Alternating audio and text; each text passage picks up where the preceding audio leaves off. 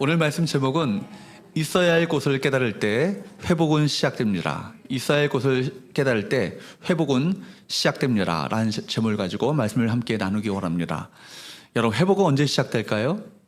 어떤 분들은 카타르시스적인 어떤 눈물을 흘릴 때 회복이 시작된다. 또 어떤 분들은 이렇게 얘기합니다. 진심 어린 어떤 그런 조언, 진심 어린 어떤 위로가 내 마음 가운데 또 와닿게 될 때 회복이 된다라고 말하는데, 성경은 말하기를, 오늘 말하기를 17절 말씀에 보면 이에 스스로 돌이켜 이르되 He came to himself라는 얘기입니다. 자신에게로 자기 자신을 돌아오게 되고 자기 자신을 성찰하며 돌아보게 됐을 때 회복이 시작됐음을 성경은 말하고 있습니다. 탕자가 회복되었던 이 한 문장, 이 순간은 이 한 문장 속에 담겨져 있습니다. 자신을 잃고 살아갔던 그 인생이 자신에게로 돌아오며 자식이 있어야 할 그 자리가 어디인지를 떠올리게 될 때 회복이 시작됐다는 얘기죠. 여러분, 오늘 15장의 탕자 이야기 너무나도 잘 아는 이야기죠. 잃어버린 아들을 찾는 아버지의 비유인데, 탕자 이야기를 통해서 회복이 어떻게 시작되는지, 또 누구를 통해서 누구로부터 비롯되는지를 깨닫는 가운데, 또 다 이 말씀 가운데 우리가 돌아갈 자리가 어디인지, 성령께서 내게 어떤 말씀을 하신지를 우리 모두가 귀 기울여 들을 수 있기를 축복합니다. 첫 번째, 따라할까요? 떠나는 것은 자유가 아니라 속박이다. 아버지를 떠나는 것이 자유인 줄 알았는데 결국은 세상에 속박되고 결국 그 배우의 마귀에게 속박되는 인생의 어떤 본질을 보여주고 있습니다. 여러분, 오늘 비유는 두 아들 가운데 둘째가 아버지에게 자신에게 돌아올 상속 재산을 달라라는 바로 이 요구로부터 이 비유가 시작되고 있습니다. 11절 12절 말씀을 보도록 할까요? 읽어보도록 합니다. 시작. 또 이르시되 어떤 사람에게 두 아들이 있는데 그 둘째가 아버지에게 말하되 아버지여, 재산 중에서 내게 돌아올 분깃을 내게 주소서 하는지라. 아버지가 그 살림을 각각 나눠 주었더니, 이 둘째 아들의 말이 참 충격적이거든요. 당시 문화에서는요, 아버지가 살아있을 때 유산을 요구하는 것은요, 자식에게 돌아올 분깃, 유산을 요구하는 것은 아버지를 어떤 사람처럼 취급하냐는 거냐면 죽은 사람처럼 취급하는 것이었습니다. 그렇기 때문에 모욕이죠. 그 당시 문화는요, 살아있을 때 재산을 상속하지 않습니다. 아버지가 죽어야 그 상속 재산이 그 아들에게 상속되는 거예요. 근데 살아있는 아버지에게 유산을 달라 하는 것은 아버지를 죽은 사람처럼 취급하겠다는 얘기입니다. 그러니까 단지 경제적 도움을 받는 것이 아니라 더 이상 내가 아버지와 관계가 없습니다. 아버지 없이 내가 이 재산을 가지고 내가 아버지 없이 살겠습니다. 관계 단절 선언이죠. 인생의 어떤 독립, 자유, 쾌락을 선택하는 것입니다. 죄라는 것이 무엇입니까? 어떤 죄를, 특정한 죄를 저질러서 죄를 범하는 것이 아니라 죄인이 되는 것이 아니라 죄가 되는 것이 아니라, 죄라는 것은 아버지 없이 내가 홀로 살겠다고 하는 것은 의미하는 것입니다. 아버지 간섭 없이 나 혼자 일어서 보겠다는 것, 아버지 없이 내가 인생을 내가 이렇게 살겠다는 몸부림, 이것을 성경을 가리켜서 타락이라 말합니다. 여러분, 13절 상반절 말씀을 보도록 할까요? 시작. 그 후 며칠이 안 돼요. 둘째 아들이 재물을 다 모아가지고 어디로 갔다고요? 먼 나라에 갔다. 아버지를 떠난 아들이 결국 선택한 그 나라는 어떤 나라입니까? 먼 나라입니다. 아버지로부터 먼 나라죠. 무조건적 사랑이 전혀 없는 나라, 아버지의 그 사랑과 은혜가 존재하지 않는 나라, 결국 평화가 없는 나라 아니겠습니까? 여러분, 신비해 보이고 멋져 보이고 어떻게 보면 삐까뻔쩍해 보이고 매력적으로 보이지만 결국 가족 공동체를 파괴하는 나라요. 결국 자기 자신조차도 파괴하는 나라가 그 먼 나라입니다. 여러분 보십시오. 사탄은 우리에게 오늘도 이렇게 속이죠. 먼 나라로 가봐. 멋지게 한번 살아봐. 아버지 없이 내 마음대로 내 인생 네 거잖아. 그죠? 그렇게 하면서 사탄은 우리에게 속입니다. 내게 스스로가 먼 길 한번 보여줘봐. 사랑하는 여러분, 우리 모습은 어떤가요? 눈에 보이는 죄는 짓지 않았을지 모르겠지만 내 중심 한복판 가운데, 중심 가운데 하나님 아버지가 빠져 있다면 결국 이것이 바로 먼 나라에 있는 것입니다. 아버지를 떠나 많은 재산을 들고 먼 나라로 갔던 그 아들은 결국 어떻게 되었습니까? 13절 14절 말씀을 보도록 합니다.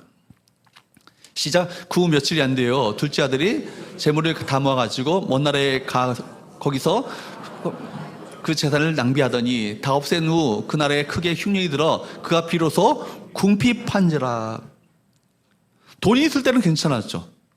돈이 있을 때는 친구가 따랐습니다. 늘 돈 흥청망청 쓰는 돈, 그 친구 곁에는요 사람들이 들끓었어요. 그렇고 젊음은 그를 방탕하게 만들었습니다. 그러나 돈도 떨어지고 상황이 급변합니다. 뿐만 아니라 흉년이 들었습니다.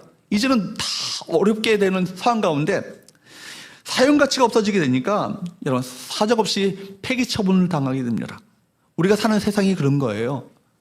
내가 뭔가 있을 때는 세상이 우리를 환영해 보이고 환영해주고 뭔가 우리를 박수 쳐줄지 모르겠지만 아무것도 없으면요 세상으로부터 버림당하는 것이 우리 세상의 현실 아니겠습니까? 15절 말씀을 한번 보십시오. 시작. 가서 그 나라 백성 중 한 사람에게 붙여 사니 그가 그를 들러 보내어 돼지를 치게 하였는데 죄는 처음엔 달콤하죠. 매력적이죠. 쾌락을 줍니다. 그러나 결국 우리를 어디에 앉히는 거예요? 돼지우리 같은 곳에 그런 자리에 앉히는 것이 죄의 결말이요 결과인 것입니다. 자유롭게 살 줄 알았고 멋지게 살 줄 알았는데 결국 사탄이 우리를 이끌어갔던 그곳은요 속박의 자리였던 것입니다. 여기 돼지 친다는 것은 참 어떻게 보면 의미 있는 얘기입니다. 유대인들은요 돼지를 부정한 짐승으로 여겨요. 그러니까 돼지를 치는 일은요 유대인들이 하는 일이 아닙니다. 경멸적인 일이요. 이것은 어떻게 보면 저주받은 사람들이 하는 일처럼 여겼다는 것입니다. 돼지고기를 먹지 않았기 때문에. 그러니까 돼지를 치는 일을 했다는 것은 가장 그에게 파멸과 허무의 자리로 전락했다는 것을 의미하고 있는 거 아니겠습니까? 죄가 일시적인 만족을 주지만 결과는 공허함과 파멸을 안겨다 준다라는 사실을 우리 모두에게 말씀해 주고 있는 것이죠. 16절 말씀을 보십시오. 시작. 그가 돼지 먹는 쥐염 열매로 배를 채우고자 하되 주는 자가 없는지라. 저는 이 말씀은 항상 생각하면서 탕자가 돼지가 먹는 쥐염 열매나 먹고 살았겠구나 생각을 했는데 16절 말씀을 묵상하는 가운데 그게 아닌 거예요. 돼지가 먹는 쥐염 열매라도 먹고 싶은데 그것마저도 주는 사람이 없었다는 얘기예요. 그렇습니다. 하나님을 떠난 인생을요 누구도 나를 책임져 주지 않아요. 하나님을 떠난 인생 누구도 그 어떤 사람도 세상도 나를 책임져 주지 않습니다. 가장 밑바닥에서 그는 아무도 나를 책임져 주지 않는다는 사실을 비로소 깨닫게 되는 것입니다.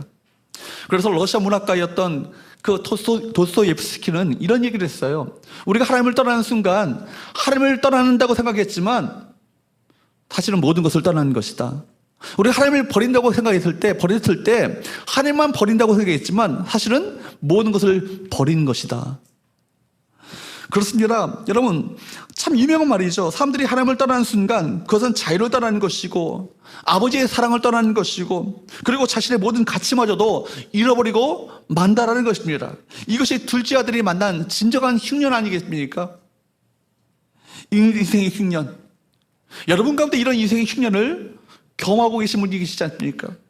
그런데 보십시오. 중요한 것은요, 이 흉년을 맞이하고 나서야 비로소 자기 자신을 돌아보게 됐다는 이거예요. 그러니까 흉년을 맞이하고 나서야 그것이 그 인생 가운데 터닝 포인트가 되었다라는 것입니다. 종종 우리는 세상의 유혹과 욕망에 이끌려 하나님께로부터 멀어질 때가 있죠. 그러나 진정한 행복과 만족, 진정한 안정감은 누구 안에 있습니까? 하나님 안에 있습니다. 하나님 안에 있는 자에게 하나님께서 그 인생을 책임져 주시는 은혜를 베풀어 주시는 거예요. 세상이 우리를 책임져 줄 것처럼 생각하지만 그렇지 않아요. 하나님만이 내 인생을 진정으로 책임질 수 있는 참된 바로 주님이 되심을 믿으시기를 축복합니다. 그러므로 우리가 잘못된 길에 서 있음을 깨달았을 때 다시 하나님께 돌아가는 것이 이것이 바로 회복의 시작임을 기억해야 할 것입니다. 그래서 두 번째 나눈 말씀은 따라할까요? 비참한 영적 현실을 보게 되면 누구의 역사다? 성령의 역사다라는 거예요. 비참한 영적 현실을 보게 되는 것, 내가 보는 것처럼 보였지만 사실은 누가 그 일을 하시는 거예요? 성령께서 그 일을 하시는 거예요. 말씀드린 것처럼 인생의 흉년을 만나게 됐을 때 비로소 그 인생의 터닝 포인트가 일어나게 됩니다. 여러분 보십시오. 17절 말씀을 한번 보십시오. 시작. 이에 스스로 돌이켜 이르되 내 아버지에게는 양식이 품꾼이 얼마나 많은가. 나는 여기서 주려 죽는구나. 그가 스스로 이에 스스로 돌이켜 이르되 He came to himself라는 얘기죠. 이 짧은 문장은요, 이 복음서에서 가장 강력한 회복의 시작을 말하고 있는 거예요. 영어 성경 이 표현은요, 원문에 더 가까운 표현이에요. 그러니까 자기 자신에게 돌아왔습니다. 정신을 차렸다는 의미를 갖고 있지만 동시에 자신을 잃어버렸던 자신의 정체성, 자신의 신분, 자신의 소속이 어디인지를 깨닫지 못하고 잃어버리고 살았던 그 인생이 비로소 자기 자신에게 돌아갔다는 의미를 갖고 있는 거예요. 아버지를 생각하면서 비로소 자신의 정체성이 무엇인가? 내가 누구인가? 내가 있어야 할 자리가 어디인가? 나의 소속이 과연 누구에게 소속되어야 하는가? 이것을 깨닫게 됐다는 얘기입니다. 여러분, 제정신이 든 것이죠. 이것이 회복의 시작이에요. 내가 얼마나 잘못되었는지를 깨닫게 되는 것, 이것이 은혜의 시작 아니겠습니까? 이것이 은혜죠. 여러분, 내가 모든 것이 갖춰져 있을 때는요, 내가 영적으로 얼마나 비참한지를 깨닫지 못해요. 그런데 모든 것을 다 잃고 나서야 내 인생의 비참한 또한 보게 되는 것, 이것이 은혜인 것입니다. 참으로 자신을 돌아봤습니다. 내 아버지 집에는 풍족한 품꾼들이 얼마나 많은가. 근데 나는 이 돼지우리 속에서 이렇게 굶주려 죽는구나. 돼지들이 먹는 쥐염 열매마저도 나에게 주는 사람이 없구나. 그렇습니다. 이 둘째 아들의 인생 가운데 가장 잘한 점이 있다면 무엇이겠습니까? 바로 이거예요. 아버지만큼은 결코 잃어버릴 수 없다는 얘기예요. 돈을 잃어버려도, 건강을 잃어버려도 아버지만큼은 내가 절대로 잃어버려서는 안 된다. 이것이 이 둘째 아들이 가장 잘한 것 아니겠습니까? 그런 종들조차 풍족했던 아버지 집을 떠올립니다. 동시에 자신의 이 절망적인 상태를 대조해 보게 되었습니다. 이것이 종종 우리의 죄, 그리고 정말 우리가 정말 필요한 것인지를, 무엇인지를 눈에 띄게 하는 이 자각, 내가 얼마나 죄인인지, 내가 영적으로 얼마나 비참한 영적 현실 가운데 처해 있는지를 보게 하는 것, 누구의 역사라고요? 성령께서 하시는 역사예요. 인간은요, 본능적으로 내가 죄인인 것을 부정합니다. 내 잘못이 아니고 내가 이렇게 지시 안 했는데 이상하게 행동한 거라고 남에게 탓을 돌리죠. 또 다른 사람을 원망하죠. 이게 죄의 본성이에요. 여러분, 그러나 성령께서 이 말씀이 어떻게 하십니까? 죄를 깨닫게 하십니다. 여러분, 하나님의 사랑을 기억나게 하십니다. 자기 비참함을 똑똑히 보도록 이끄십니다. 누가 하시는 거라고요? 성령께서 하시는 거예요. 그래서 예수께서 요한복음 16장 8절 말씀에 보면 보혜사 성령이 너희 가운데 오실 것인데 그분이 오시면 하시는 일이 있다라고 말씀하십니다. 그가 와서 뭐에 대하여? 죄에 대하여, 또 뭐에 대하여? 의에 대하여, 또 뭐에 대하여? 심판에 대하여 세상을 책망하시리라. 오늘도 마찬가지죠. 회복을 위해서 가장 필요한 것이 있다면 무엇이겠습니까? 우리를 책망하시고 우리 깨우쳐 주시는 거예요. 이게 필요하죠. 나는 누구인가? 나는 어디에 있는가? 나는 왜 이 자리에 앉게 되었는가? 이 질문은요, 내 의지로 스스로 던질 수 없습니다. 성령께서 질문하게 하시고 성령께서 이 진리 앞에 우리를 대면하게 만드시는 것이죠. 탕자가 거기서 돌아가야겠다라고 결단할 수 있었던 이유는 그 순간 성령께서 그 마음의 문, 심령의 문, 그 영의 눈을 열어주셨고 그 아버지를 떠올리게 하셨기 때문에 아버지께로 돌아가게 된 것 아니겠습니까? 은혜죠. 인생의 흉년을 만난 분이 계십니까? 인생의 흉년 가운데 그 아버지를 떠올리게 되었고 아버지께로 돌아가야겠다고 깨닫게 되었다면 이거 큰 은혜입니다. 때로 인생을 살면서 위기, 고통이라고 하는 총매제가 아버지께로 돌아오게 하는 귀한 은혜의 기회가 되는 경우가 얼마나 많이 있습니까? 탕자에게는 기근과 굶주림이었습니다. 어떤 사람에게는 개인적인 위기, 깨어진 관계, 재정적인 심각한 위기, 건강 문제, 인생의 방향성에 대한 무의미, 이런 거에 대한 어떤 질문들, 이런 것들이 그를 아버지께로 돌아가게 하는 인생의 흉년이 될 수 있습니다. 성령께서는 종종 우리를 그런 자리로, 낮은 자리로 이끄시죠. 그 자리에서 진정으로 봐야 할 것을 보도록 만드신다는 거예요. 여러분, 인생 가운데 사방에 막혀 있어요. 그때 어디를 보셔야 합니까? 뚫려있는 하늘을 보셔야 하는 거예요. 이것이 우리가 봐야 될 영적 현실 아니겠습니까? 우리가 찾아야 할 그분은 아버지시다. 돌아갈 그분이 있다면 내 아버지 집으로 돌아가야겠구나. 사랑하는 여러분, 이 말씀을 듣고 지금 내가 어디에 서 있는가? 내가 누구를 위해서 정말 살고 있는가? 내 인생 내가 무엇을 추구하며 살고 있는가? 내가 돌아갈 그 집은 어디인가? 이 질문이 여러분 안에 시작된다면 누가 하시는 일이에요? 성령께서 지금 여러분에게 말씀하고 계신 것입니다. 여러분, 예배를 수백 번 드려도 기도를 오래 해도 우리 자신을 제대로 보지 못한다면 변화는 절대로 가능하지 않아요. 회개는 감정이 아니고요, 우리 자신을 통찰하며 돌아보는 것입니다. 그거부터 회개가 시작되는 거예요. 그래서 위대한 설교자였던 마틴 로이드 존스 목사님은 이런 얘기했어요. 참된 부흥이라고 하는 것은 하나님의 백성들이 자신들의 영적인 비참한 영적 상태를 자각하는 데서부터 참된 부흥이 시작되어진다. 거기서부터 하나님께 돌이켜야 될 회개가 시작되어지고, 거기서부터 진정한 공동체, 개인, 모든 가정, 교회의 부흥이 시작될 것이다. 비참한 영적 현실에 대해서 그분이 그 부흥이라는 책에서 몇 가지를 쓰셨더라고요. 첫 번째는, 여러분, 비참한 영적 현실 가운데 처해 있는 분들은 자기의 만족 가운데 빠져 있대요. 종교적 활동을 하지만 하나님과의 실제적이고 치밀한 교제가 그 가운데 이루어지지 않아요. 늘 그냥 자기 만족 가운데 살고 있는 것이죠. 영적인 갈급함이 사라진 상태. 두 번째는 형식주의를 얘기하더라고요. 신앙이 살아있는 관계가 아니라 의무와 규범만 남은 상태라는 얘기예요. 신앙 자체가 종교적인 삶으로 전락해버렸다는 얘기죠. 그러니까 여러분 어떻게 될까요? 죄에 대한 무감각이 일어나요. 하나님의 거룩 앞에서 죄를 정말 애통해하고 깨어진 마음을 가지고 이 죄에 대해서 슬퍼하며 정말 뉘우치고자 하는 그 심령, 상한 심령이 존재하지 않아요. 그러니까 어떻게 될까요? 성령의 침묵이 있겠죠. 성령이 다 침묵하시는 거예요. 하나님의 임재를 느끼지 못하고 예배를 드려도 이 예배 가운데 임재하시는 하나님의 임재를 맛보지 못한 채 그저 그냥 이렇게 우리가 자리만 대피는 소위 말하는 벤치 워머의 삶을 살게 되는 것이죠. 말씀에도 생명력이 없어요. 말씀을 전하는 자도 생명력이 없이 전하고 말씀을 듣는 자도 그 말씀을 하나님의 음성으로 듣지 않아요. 그런 부흥이 사라지는 시대의 어떤 그 현상들 아니겠습니까? 그러니까 어떻게 됩니까? 복음에 대한 감격이 상실됩니다. 구원의 감격이 사라지고 은혜가 은혜로서 느껴지고 감격하며 받아들여지는 것이 아니라 은혜를요 당연하게 여겨지는 상태, 이 복음에 대한 감격이 사라진 것이죠. 당연한 거 있습니까? 하나도 없습니다. 여러분, 은혜임을 아셔야 되는 거예요. 전적인 은혜임을 아셔야 합니다. 종교개혁자들이 외쳤던 솔라 그라치아라는 말이 뭡니까? 오직 은혜라는 얘기예요. 여러분들의 노력과 공로가 존재하지 않아요. 이제까지 이 순간까지 우리가 이루게 된 것은, 하나님께 나가는 것은 오직 은혜 없이는, 오늘 그 찬양 불렀던 것처럼 은혜 아니고는 주 앞에 설 수 없는 거예요.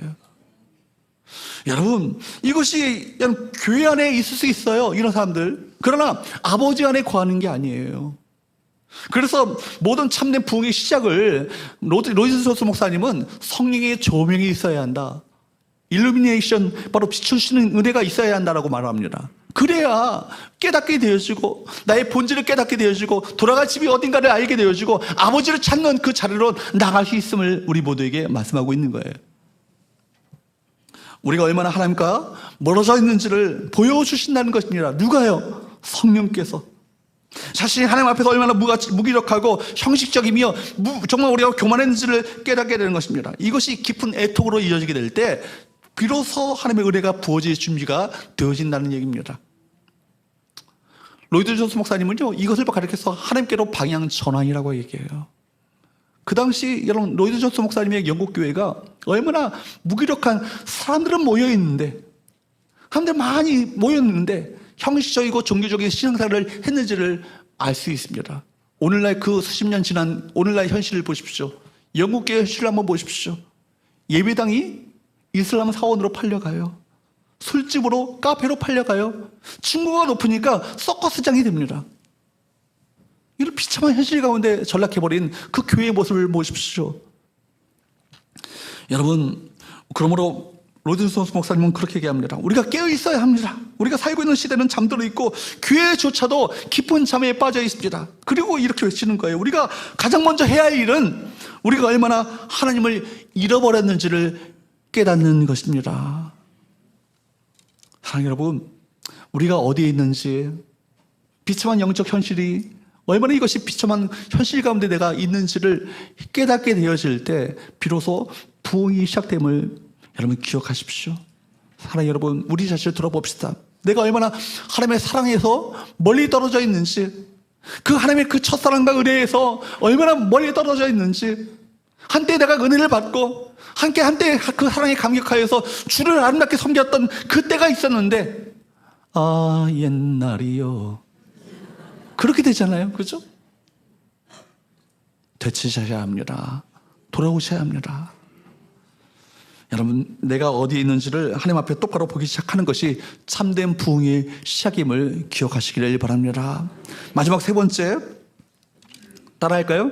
돌아가기로 결단할 때 아버지는 어떻게 하셔요? 달려오셔요. 여러분, 18절과 19절 말씀을 보도록 할까요? 18절, 19절 말씀을 보도록 합니다. 시작. 내가 일어나 아버지께로 가서 이르기를, 아버지, 내가 하늘과 아버지께 죄를 지었사오니 지금부터는 아버지의 아들이라 일컬음을 감당하지 못하겠나이다. 나를 품꾼의 하나로 보소서 하리라 하고, 탕자는 일어났죠. 그리고 말합니다. 내가 일어나 아버지께로 가리라. 이건 단순한 후회가 아니에요. 여러분, 그냥 뉘우치는 정도가 아닙니다. 행동하기로 한 단호한 결정 아니겠습니까? 진정한 회개는요, 항상 그렇기 때문에 뉘우침으로 끝나지 않아요. 행동으로 이어집니다. 하나님께로 돌이키는 것으로 이어지게 되는 것입니다. 그렇기 때문에 헬라어의 메타노이아라고 하는, 회개라고 하는 것은 뉘우침을 말하지 않아요. 후회를 말하지 않아요. 유턴을 말하죠. 방향 전환을 말하는 것입니다. 갔던 길을 다시 되돌아가는 거예요. 행동으로 이어지는 것이죠.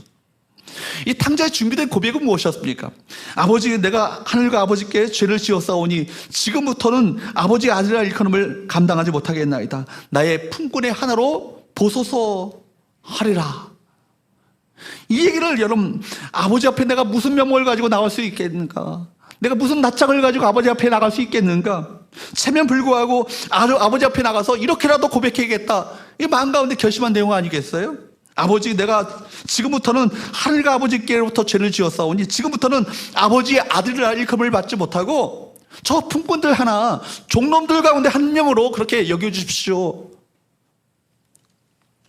아버지 앞에 내가 합당하지 못함을 인식하고 이 내용을요, 이렇게 말을요, 연습하고 또 연습하고 또 연습했을 거예요. 또 되뇌었을 거예요. 보십시오. 탕자는요, 아버지를 찾아가 무언가를 요구하거나 회복을 거래하려 하지 않습니다. 그냥 아버지의 자비 앞에 모든 것을 다 내어맡기는 거예요.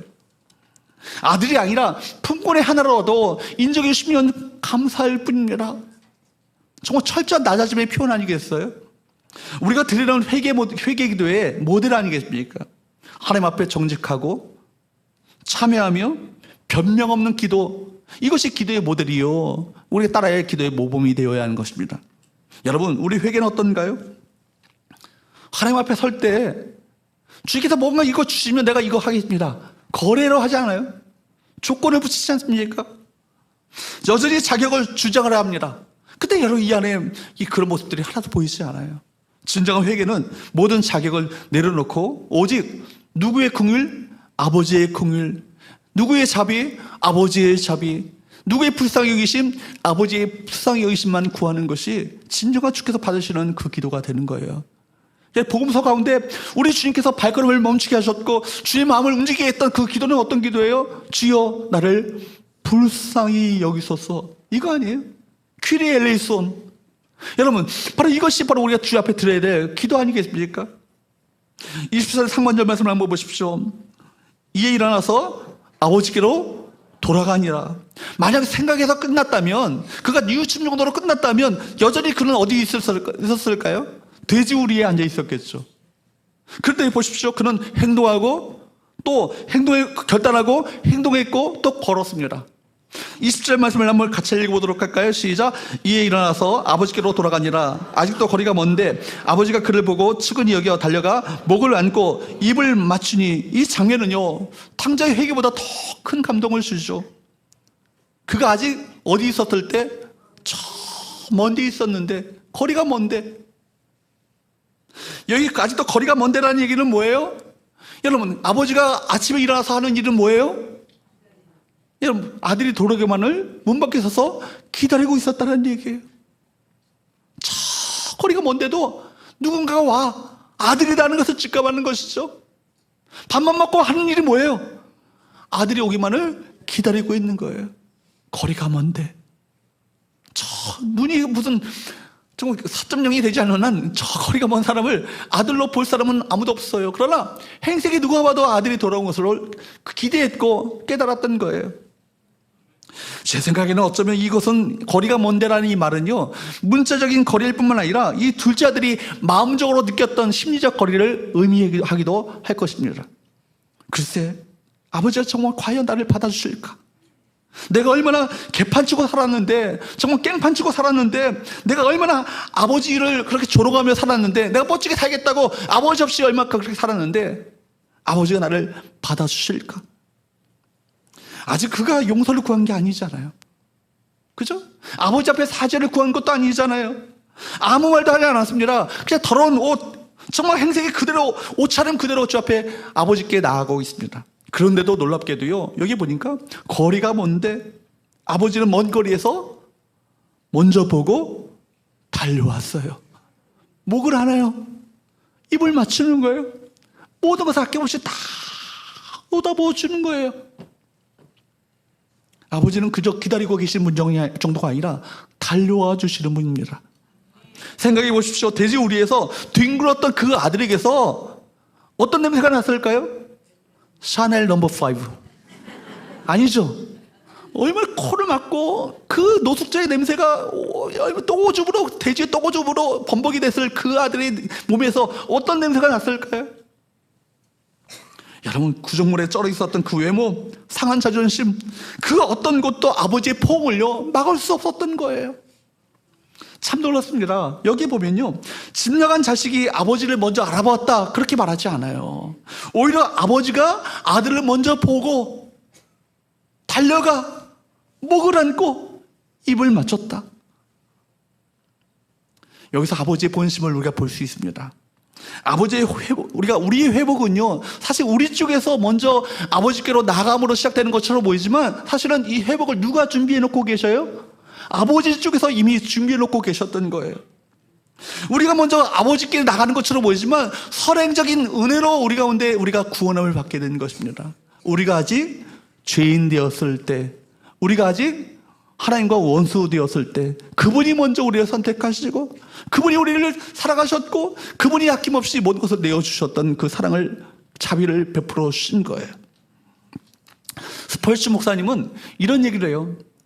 그 목사님의 얘기하기를, 우리가 한 걸음 한 걸음 힘겹게 그 발걸음을 내딛고 있었을 때 아버지께서는 10걸음으로 달려오신다. 여러분, 쭈삣쭈삣하며 어떻게 아버지가 날 받아주실까라고 염려할 필요가 없다는 얘기예요. 우리가 한 걸음 내딛는 순간부터 10걸음으로 달려오시는 아버지의 사랑이 저와 여러분에게 부어지고 있는 것 아니겠어요? 여러분, 유대 사회에서 어른이 달리는 것은요 수치스러운 행동이에요. 양반 사회처럼 어른들은요, 성인들은 달리는 일이 없어요. 아이들이 달리는 것이지.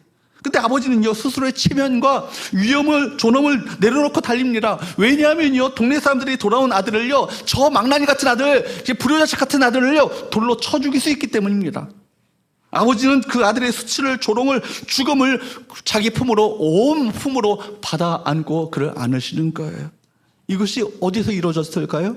십자가 위에서 우리에게 보여주셨던 예수님의 그 사랑, 아버지의 사랑 아닙니까? 테텔레스타이 다 이뤘다. 내가 할 수 있는 것은 아무것도 없어. 그저 나의 사랑을 받아들이기만 하면 돼 하면서 십자가 위에서 아낌없이 물과 피를 쏟으신 아버지의 사랑, 바다 같은 그의 사랑, 십자가의 사랑이야말로, 여러분, 십자가의 고통은요 예수님의 고통보다도 아버지의 고통이 더 컸을 것이라 생각합니다. 그죠? 윌리엄 몰트만이라는 그 신학자는요, 십자가에 달리신 하나님이라는 책에서 예수 그리스도의 죽음의 고통보다도 아버지 하나님의 고통을 더 신랄하게 그려주고 있어요. 저는 동감합니다. 여러분, 내가 죽는 게 차라리 낫지. 내 소중한 아들을 감히 저 원수들로 위해서 내어준다고? 아버지 마음은 찢어졌을 거예요. 그러나 내가 아들이 죽지 않으면 저 저 죄인들이 주 앞에 돌아올 길이 없기 때문에, 구원받을 길이 없기 때문에 가장 소중했던 아들을 아낌없이 내어주시는 그 사랑을 베풀어 준 것 아니겠습니까? 여러분 보십시오. 이제 아들은요, 아버지를 만나게 되어 아버지 앞에 서게 되면 하려고 했었던 그 숱하게 연습했던 그 말을 어렵게 꺼냅니다. 21절 말씀을 보도록 할까요? 시작. 아들이 이르되 아버지, 내가 하늘과 아버지께 죄를 지었사오니 지금부터는 아버지의 아들이라 일컬음을 감당하지 못하겠나이다 하나. 아들이 그렇게 연습했던 그 말, 어렵게 끝냈던 그 말을 끝나기도 전에 아버지는 어떻게 하시는 거예요? 22절에서 24절 말씀을 보십시오. 시작. 아버지는 종들에게 이르되 제일 좋은 옷을 내어다가 입히고 손에 가락지를 끼우고 발에 신을 신기라. 그리고 살찐 송아지를 끌어다가 잡으라. 우리가 먹고 즐기자. 이 내 아들은 죽었다가 다시 살아났으며 내가 잃었다가 다시 얻었노라 하니 그들이 즐거워하더라. 아들이 연습한 말을 마치기도 전에 아버지는요, 그에게 달려가서 그를 안고 입을 맞추는 거예요. 그리고 어떻게 합니까? 가락지를 끼워요. 가락지를 끼운다는 것은 상속자의 어떤 그 신분을 회복시켜 주는 거예요. 신을 신깁니다. 그 당시 신을 신지 않는 사람들은 누굽니까? 노예요, 풍부들입니다. 그러나 신을 신긴다는 것은 아들의 권세와 신분을 회복시켜 주는 거예요. 그렇죠. 뿐만 아니라 여러분, 잔치를 베푸는 거예요. 정말 어떻게 보면 잃어버린 아들을 죽었다가 살아온 아들처럼 기뻐하며 정말 춤을 추며 함께 잔치를 베푸시는 아버지의 사랑. 이것은요, 우리가 얼마나 멀리 벗어나든지 상관없이 우리 용서하시고 환영하시는 하나님의 무한한 사랑과 은혜, 그리고 준비된 마음을 우리 모두에게 강력하게 보여주고 있는 것 아니겠습니까? 그런데 여러분, 만약에 세상의 아버지라면 어떻게 했을까요? 상상력을 발휘해서 한번 생각해 보십시오. 제 생각에는요, 아버지가 둘째 아들이 들어왔을 때 물론 기다리고 염려하는 마음도 있었겠지만 얼른 방 안으로 들어갔을 거예요. 그리고 탁 뒤도 돌아보지 않고 탁 뒤로 등을 보이면서 앉았을 거예요. 아들이 돌아왔죠. 마당에서 무릎 꿇고 아버지, 제가 왔습니다. 이럴 때 내 이놈, 얘가 어디 앉으라고 그러지 않았을까요? 아니면 정말 열불 나가지고 몽둥이 들고 다리 몽둥이를, 너무 심한 말을 하지 말라고 그래서 그분이 여러분, 그렇습니다. 여러분, 그런데 그렇게 하지 않았을까요? 이게 세상의 아버지의 모습이에요. 그런데 여러분, 우리 아버지는요, 그런 분이 아니라는 거예요. 모든 것을 다 용서해놓고, 미리 용서해놓고 기다리시는 아버지. 미리 용서를 해놓고 기다리셨다는 것, 돌아온 아들을 위해서 먼저 달려가서 모든 것을 다 아낌없이 내어주시는 아버지. 누가복음 15장 이 탕자 이야기를 가지고 우리 작년에 돌아가셨죠, 팀 켈러 목사님, 뉴욕의 리드머 교회를 담임하셨던 팀 켈러 목사님께서 책을 썼어요. 책 이름이 뭐냐면 The Prodigal God입니다. 이게 뭐냐면, 프라디갈이라는 것은요, 낭비하는, 허비하는, 방탕한, 탕진하는 그런 뜻을 갖고 있어요. 그러니까 The Prodigal Son 하면 맞죠, 그죠? 탕자. 근데 이분이 책을 썼는데 The Prodigal God이라는 탕부 하나님이라고 쓴 겁니다. 왜 그랬을까요? 사랑하는 아들을 얻고자 한다면 모든 것이 아낌없이 허비해버리는 아버지, 사랑하는 아들 하나 얻기 위해 한다면 모든 것이 아낌없이 모든 것을 물 쏘듯이 다 쏟아부어 주는 아버지, 그 아버지의 사랑을 그분이 그 책에서 그려주고 있습니다. 여러분, 모든 것을 아들을 위해서라면 모든 것을 다 낭비해서라도, 모든 것을 다 쏟아부어서라도 아들을 얻고자 하는 아버지의 사랑이에요. 여러분, 그것이 어떤 사건이에요? 십자가 사건이에요. 하나님이 이 땅에 그의 아들 예수님을 보내신 것을 이미 용서해 놓으시고 우리 기다리고 계신 건 아니겠습니까? 우리 허물, 우리 죄를 그분이 다 짊어지시고 우리가 받아야 될 지옥의 저주를요, 십자가 위에서 다 짊어지셨어요. 그리고 물과 피를 다 흘리시며 온몸이 정말 걸레처럼 가이가에게 찢어짐을 당하시면서 우리가 말씀하시는 거예요. 너희 죄는 다 해결됐어. 돌아오기만 하면 돼. 라고 우리 모두에게 말씀하고 계신 것입니다. 우리 이 예배는 아버지가 탕자를 안아주듯이 하나님 아버지께서 저와 여러분들을 안아주시는 시간입니다. 바로 이 시간이 He came to Himself, 우리가 우리 자신에게로 돌아와야 될 자리 아닐까요? 우리 정체성으로 다시 한번 회복되어야 될 그 자리 아니겠습니까?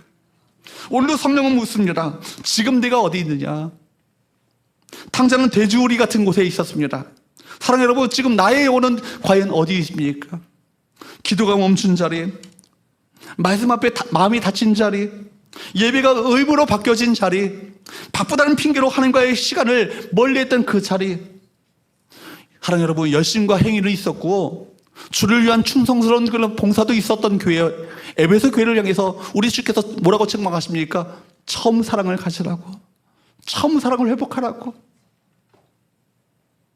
단순히 감정을 회복하라는 것이 아닙니다. 처음 사랑 안에 행했던 그 순종과 결단과 헌신을 다시금 이 순간에 시작하기 원해. 이 말씀을 에베소 교회에게 하셨던 것 아니겠습니까? 탕자가 돌아왔을 때 아버지는요, 달려가 안아주셨어요. 첫사랑은 우리가 다시 시작하는 것이 아니라 아버지께 돌아올 때 다시 우리 안에 부어지는 것입니다. 처음 사랑은 내가 주님을 얼마나 사랑했는가가 아니라 주님이 나를 어떻게 사랑했는가를 잊지 않는 것입니다. 오늘 우리에게 말씀하실 거예요. 사랑하는 내 딸아, 내가 있는 그 자리는 내가 준비한 자리가 아니야. 내게로 돌아와라. 사랑 아들아, 내가 있어야 될 그 자리, 있어야 할 자리가 아니야. 내게로 돌아오기 원한다. 탕자는 내가 일어나 아버지께로 가리라는 결단을 가지고 회복의 걸음을 시작했습니다. 우리 회복도 바로 그 결단으로부터 시작되는 거예요. 사랑하는 여러분, 회개는 조건이 아니라 이미 우리 가운데 쏟아 부어주신 그 사랑 앞에 물을 끓는 것입니다. 지금 여러분에게 말씀하십니다. 내가 너를 잊지 않았단다. 내가 너를 기다렸단다. 그러므로 오늘 이 말씀 앞에 우리 모두가 이렇게 고백할 수 있기를 바랍니다. 하나님, 제가 이제야 정신이 듭니다. 제가 이제야 제 자신에게로 돌아옵니다. 바로 이 고백이 바로 회복의 시작인 것입니다. 내가 잃어버렸던 아버지에 대한 첫사랑을 회복하기 원합니다. 성령께서 먼저 우리의 눈을 열어주셔서 얼마나 우리가 하나님과 멀어져 있었는지, 한때 은혜를 받았고 그 하나님의 사랑 앞에 감격도 있고 눈물도 흘리는 그 시절이 있었건만, 하나님, 내가 이 순간 너무나도 하나님과 멀리 멀어져 있는 상태 가운데 전락했습니다. 다시금 그 첫사랑의 자리로 돌아가기 원합니다 라고 겸손히 주 앞에 고백하는 귀한 은혜가 우리 가운데 있게 되기를 바랍니다. 은혜를 깨닫게 하시고 은혜로 우리를 받아주시며 또 은혜로 우리를 회복시키시는 그 하나님 앞에 믿음의 발걸음을 한 걸음 한 걸음 내딛어 주 앞에 나아가는 우리 모두가 될 수 있기를 주으로 축복합니다.